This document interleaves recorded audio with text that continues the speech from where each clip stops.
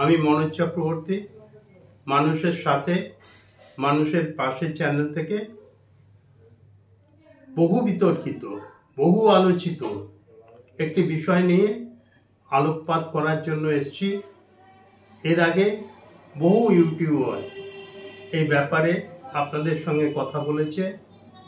আমি অপেক্ষা করছিলাম যে তারিখ পে তারিখ দেখতে দেখতে আমরা হয়রান হয়ে গিয়েছিলাম, কিন্তু ভেবেছিলাম যে পরপর ৩-৪ দিন শুনানির পর একটা সুনির্দিষ্ট পথে সুপ্রিম কোর্ট এগোবে। কিন্তু গত দিন শুনানি স্থগিত রইল, রেখে একটা মোটামুটি দূরবর্তী দিন ঠিক করা হলো, অর্থাৎ ২৬ তারিখে আবার ডিএ উপরে আলোচনা হবে। ইতিমধ্যে আমরা দেখেছি বাদী এবং বিবাদী পক্ষ তারা আলোচনা করেছে, তাদের মতামত দিয়েছেন, তাদের মহামান্য অ্যাডভোকেটরা মতামত দিয়েছে এবং তারা বোঝাবার চেষ্টা করেছেন তাদের আঙ্গিকে যে এটা একটা অল ইন্ডিয়া ফেনোমেনন, অর্থাৎ সর্বভারতীয় প্রেক্ষাপটে ডিএটা বিচার হোক এবং all India consumer price index অনুযায়ী বিচার হোক। কিন্তু কপিল সিব্বাল বাবু কিংবা অভিষেক সিংভি মনু এরা বলতে চাইছিলেন এটা রাজ্যের ব্যাপার, এটা রাজ্যই ঠিক করবে কবে কখন ডিএ দেওয়া যাবে, কি অবস্থায় দেওয়া যাবে, রাজ্যের আর্থিক সংগতির অনুযায়ী রাজ্য ডিএ দেবে। কিন্তু এটা সত্যের অপলাপ হয়েছে বলে আমি মনে করি।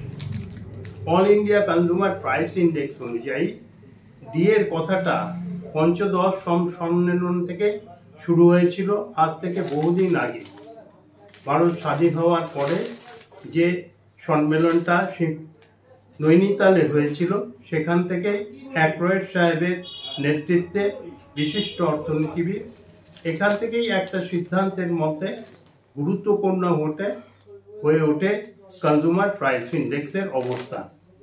তো সেইভাবেই চলছে এবং অধিকাংশ রাজ্য, এমনকি মরুভূমির দেশ রাজস্থান, সেখানেও কনজিউমার প্রাইস ইন্ডেক্সে অর্থাৎ all India consumer price index অনুযায়ী দিয়ে দেওয়া হয়।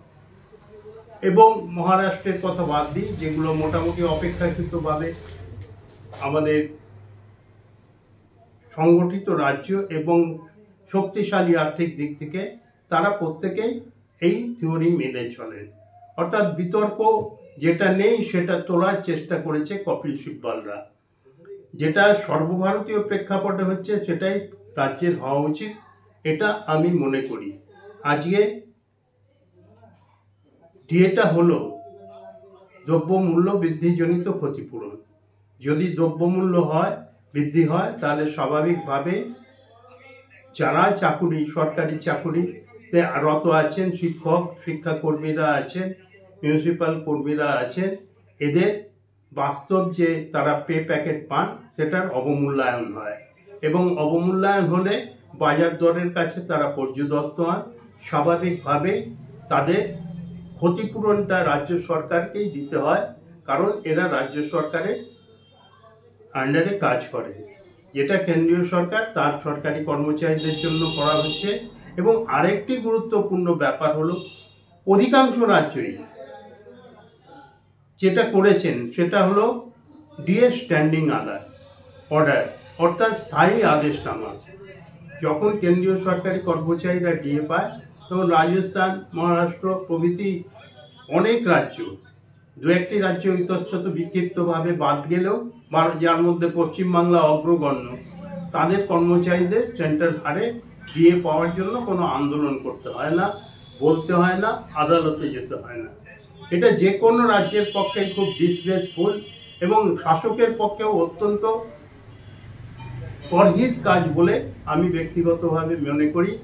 আর যেটা সবচাইতে বাস্তব হলো দ্রব্যমূল্য বৃদ্ধিজনিত ক্ষতিপূরণ, এটা নিয়ে আদালত ভেবেছে, কলকাতা হাইকোর্ট ভেবে এটা ঠিক করেছেন যে এটা সঠিক এবং সেন্ট্রাল হারে ডিএ দেওয়া হোক, কনজিউমার প্রাইস ইন্ডেক্স অনুযায়ী দেওয়া হোক।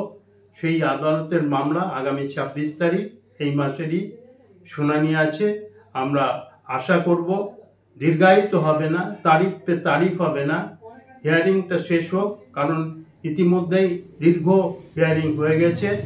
সেখানে যদি কেউ কিছু বলতে চান অতি দ্রুততার সঙ্গে সেটা শুনে প্যারোলের যে বেঞ্চ আছে দুজনে, তারা সেটা একটা সিদ্ধান্ত ঘোষণা করুন। এটাই সর্বস্তরের রাজ্য সরকারি কর্মচারী, আধা সরকারি কর্মচারী, শিক্ষক, শিক্ষাকর্মী এবং লক্ষ লক্ষ পেনশনভোগী যারা সবচাইতে বেশি দুর্ভোগে আছেন তাদের প্রত্যাশা। ধন্যবাদ। ভালো লাগলে সাবস্ক্রাইব করবেন এবং লাইক দেবেন, এইটুকুই আমার বক্তব্য। অসংখ্য ধন্যবাদ স্যার আপনাকে।